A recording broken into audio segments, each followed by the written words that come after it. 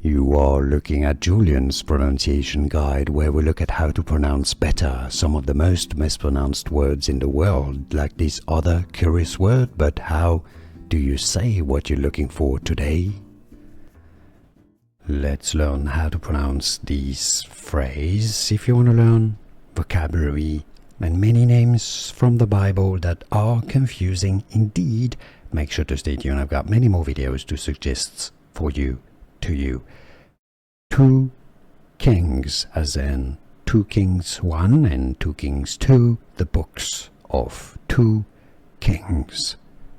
Books of Kings, 2 Kings. Here are more videos on how to pronounce more confusing words and names too many mispronounced. Like this video if you found it useful. I appreciate your support. I'll see you soon and thanks for watching.